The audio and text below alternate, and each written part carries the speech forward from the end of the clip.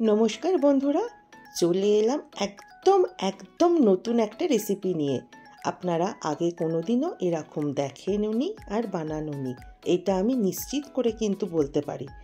আজকে আমি বানাবো চিকেন আর নিউট্রিলা দিয়ে সোয়া কাবাব, মুইঠা কাবাবও বলতে পারেন। কিন্তু আমি কিভাবে বানাবো সেটা দেখার জন্য বা জানার জন্য আমার পুরো রেসিপিটা কিন্তু দেখতে হবে। এতটাই ইজি আর এত সুস্বাদু হয় খেতে।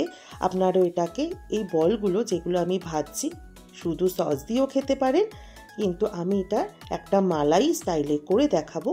আমার পুরো রেসিপিটা দেখুন। আর আপনাদের যদি মনে হয় এটার অন্য কোনো নাম হওয়া উচিত বা অন্য কোনো নাম দেওয়া যেতে পারে, অবশ্যই কমেন্টে লিখবেন, তাহলে আমারও ভালো লাগবে যে আপনারা এটা বানিয়েছেন। চলুন শুরু করছি। আর মৌয়ের রান্নাঘর ডায়েরি অবশ্যই সাবস্ক্রাইব করবেন। ফ্রিজে যদি থাকে অল্প একটু চিকেন, তাহলে তো এই রেসিপিটা আপনারা অবশ্যই বানাবেন। দেখুন আমি নিয়ে নিয়েছি চিকেন আছে 200 গ্রাম। অ্যাকচুয়ালি এটা বোন ছিল, আমি বোনগুলো ছাড়িয়ে বা কেটে নিয়েছি। আর আছে নিউট্রিলা, জলে ভিজিয়ে রেখেছিলাম সেটা। আর আছে তন্দুরি চিকেন মশলা, জিরে গুঁড়ো, আদা কুচি আর রসুন কুচি। এবার এই প্রত্যেকটা নিউট্রিলাকে দেখুন আমি এই চপারের মধ্যে দিয়ে ভালো করে পেস্ট করে নেব। আপনাদের কাছে যদি চপার না থাকে তাহলে মিক্সিতেও বানিয়ে নিতে পারেন। দিলাম আন্দাজ মতো নুন আর রসুন কুচি, আদা কুচি, জিরে গুঁড়ো আর তন্দুরি মশলা সব কিছু ভালো করে এর মধ্যে দিয়ে ভালো করে পেস্ট বানিয়ে নেব। অ্যাকচুয়ালি মিক্সিতে করলে ভালো করে উঠতে চায় না, কিন্তু এই চপার ব্লেড আপনারা একবার করে দেখতে পারেন। খুবই সহজে কিন্তু এটা তৈরি হয়ে যায় আর একদম ইজিলি হয়েও যায়। একটু জলও দিয়ে দিতে পারেন। দেখুন কি সুন্দর ফাইন একটা পেস্ট তৈরি হয়ে গেছে। এবার এটা একটা প্লেটে ঢেলেও নিলাম। দিয়ে দিলাম 1 চামচ কর্নফ্লাওয়ার। আর বাইন্ডিংয়ের জন্য কিচ্ছু দেওয়ার দরকার নেই। যত বেশি ময়দা বা কর্নফ্লাওয়ার মেশাবেন তাহলে খেতে কিন্তু একদম ভালো হয় না, আর টেস্টটাও একটু অন্যরকম হয়ে যায়। 2 চামচ দিয়ে দিলাম গোলমরিচের পাউডার, দিয়ে ভালো করে মেখেও নিলাম। কিছু কুচনো ধনেপাতা থাকলে মিশিয়েও দিতে পারেন। দিয়ে ভালো করে মেখে নিলাম। দেখুন এরকম টেক্সচারটা হবে।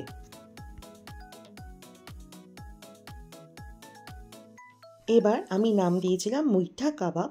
তাহলে এরকম জাস্ট হাতে একটু তেল দিয়ে মুঠোর মধ্যে চেপে চেপে লম্বা লম্বা করে দিয়ে সুন্দরভাবে এই কাবাবগুলো ভেজে নিন। এটা শুধু খেতেও এত সুন্দর লাগে, আপনারা এটাকে স্ন্যাক্সেও খেতে পারেন করে।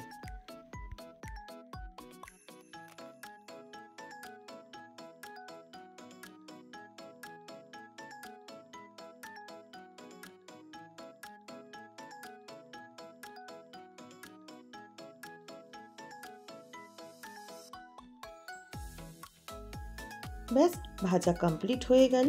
একটা টিস্যু পেপারের ওপর তুলে রেখে দিলাম। এবার আমি বলেছিলাম মালাই কাবাব বানাবো, সুতরাং আমি নিয়ে নিয়েছি 10টা মতো কাজু, 4 মগজ, ছোটো এলাচ 10টা, 1 টুকরো জয়িত্রী আর 2টো কুচনো পেঁয়াজ, রাফলি কাটা পেঁয়াজ আছে। এবার দেখুন আমি যখন যে কোনো মালাইয়ের রেসিপি বানাই আগে আমি এটাকে কুকারে একটা সিদ্ধ করে নিই। আপনারা এভাবেই করবেন। প্রথমে আমি ছোটো এলাচ, রসুন, জয়িত্রী সবগুলোকে হালকা নেড়ে তার মধ্যে পেঁয়াজটা দিয়ে নাড়াচাড়া করে নিয়ে অল্প একটু জল দিয়ে জাস্ট এটা বয়েল করে নেব। 2 থেকে 3টে কাঁচা লঙ্কা আমি দিয়েছিলাম, কারণ এটা খুব একটা ঝাল হয় না। দিয়ে একটু ভাজা ভাজা করে নিলাম। নিয়ে দিয়ে দিলাম অল্প একটু জল, দিয়ে এটা সেদ্ধ করে নেব। জাস্ট একটা সিটি দিয়ে আমি বন্ধ করে দিয়েছি। দেখুন এটা ঠান্ডাও হয়ে গেছে। এবার এটাকে একটা মিক্সির জারে দিয়ে ফাইন স্মুথ পেস্ট বানিয়ে নিলাম। দেখুন এরকম সুন্দর একটা পেস্ট তৈরি হয়ে গেল। এবার কড়াইতে দিলাম 2 চামচ মতো রিফাইন অয়েল আর 1 চামচ বাটার, দিয়ে যখন গলে গেল তার মধ্যে এবার মিক্সি থেকে যে পেস্টটা করেছিলাম দিয়ে ভালো করে হাই ফ্লেমে প্রথমে নাড়াচাড়া করব। এবার চাপা দিয়ে কিছুক্ষণ কষিয়ে নেব। কিছুক্ষণ পর যখন কষানো হয়ে যাবে মিশিয়ে দিলাম 2 চামচ মতো ফ্যাটানো টক দই, দিয়ে ভালো করে কষিয়ে নিতে হবে। এই সময় কিন্তু গ্যাসের ফ্লেমটা একদম মিডিয়ামে রাখতে হবে, না হলে আপনারা বন্ধ করেও কষিয়ে নিতে পারেন। এবার কিছু মশলা মেশাবো। তার মধ্যে আছে কাসুরি মেথি, আর আছে গোলমরিচ গুঁড়ো আর গরম মশলা। এবার ওই মশলাগুলো ওর মধ্যে মিশিয়ে দিলাম। আমি অবশ্য একটা জিনিস বলতে ভুলে গেছিলাম, নুনটাও কিন্তু এই সময় আমি দিয়ে দিয়েছিলাম, আর অল্প একটু চিনিও মিশিয়েছিলাম। চলুন এবার ভালো করে এটাকে কষিয়ে নিতে হবে যতক্ষণ না তেল বা বাটারটা সেপারেট হয়ে যাচ্ছে। কষানো তো কমপ্লিট হয়ে গেল, দেখুন তেলটা কি সুন্দর সেপারেট হয়ে গেছে। এই সময় মিশিয়ে দিলাম বেশ কিছুটা পরিমাণ গরম জল, কারণ একটু জল না দিলে একদম শুকনো শুকনো হয়ে যাবে। দিয়ে ভালো করে নাড়াচাড়া করে দিলাম। আর একটা তড়কা প্যান নিয়ে দিলাম তাতে দেশি ঘি, আর দিলাম গোটা জিরে আর লবঙ্গ, দিয়ে ভাজা ভাজা করে নিয়ে এর মধ্যে মিশিয়ে দিলাম। জিরে লবঙ্গের তড়কাটা যদি দেন খুব সুন্দর ফ্লেভারটাও কিন্তু আসে।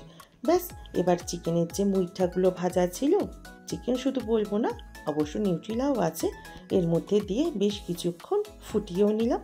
আপনারা চাইলে এই সময় ফ্রেশ ক্রিমও কিন্তু মিশিয়ে দিতে পারেন। আর ধনেপাতা দিয়ে গার্নিশ করে দিলাম। কেমন হয়েছে অবশ্যই জানাবেন। আর মালাই সোয়া চিকেনের কাবাবের রেসিপি আপনারাও বানান। রুটি পরোটার সাথে তো জাস্ট এটা জমে যাবে, তাই ডিনারে আজই বানিয়ে ফেলুন। একটু যদি থাকে চিকেন বা নিউট্রিলা দিয়েও তো আপনারা এটা বানিয়ে নিতে পারেন। চিকেনটা দিলে কিন্তু বাইন্ডিংটা করতে একটু সুবিধা হয়। তাহলে আজই এটা বানান, আর অবশ্যই কমেন্টে লিখবেন কেমন খেতে হয়েছিল। আর মৌয়ের রান্নাঘর ডায়েরি আজই সাবস্ক্রাইব করে নিন, তাহলে এরকম ইউনিক নানা রকম রেসিপি আপনাদের আমি দেখাবো। আবার দেখা হবে নতুন একটা রেসিপি নিয়ে। ধন্যবাদ, ভালো থাকবেন, শুভরাত্রি।